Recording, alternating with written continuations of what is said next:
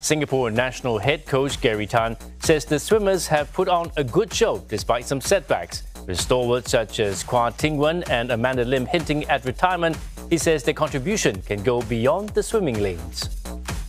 It was a very pleasant surprise, especially bearing in mind that there were a lot of circumstances that we had to face, especially with the conditions as well.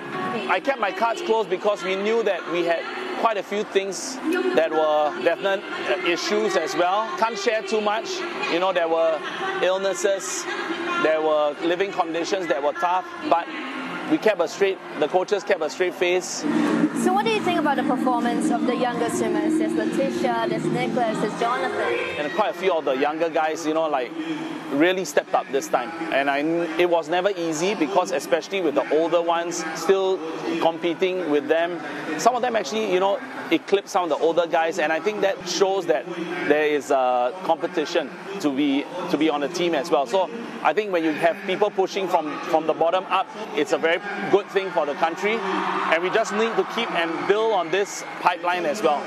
I think Ting and Amanda, they've really been a very core group for us as well as senior swimmers, and they've contributed so much, not just about the medals, but in terms of guidance as well for the younger athletes. So that's something that if they are planning on retirement, we're going to definitely miss it, and I think we hope that it will come back and contribute in one way or another.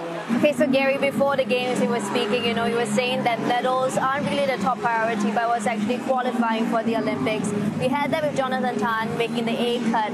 So there's other Olympic hopefuls, so they still have some way to go. Someone like Jonathan Tan has done a fantastic job to start the ball rolling for us. So I think we're going to see a few more along the way.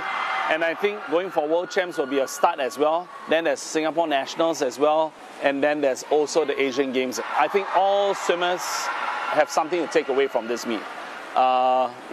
Ranging from the guys that won to the guys that didn't win. I think a lot of them have a lot of questions that right now they're asking themselves and how they can actually get better.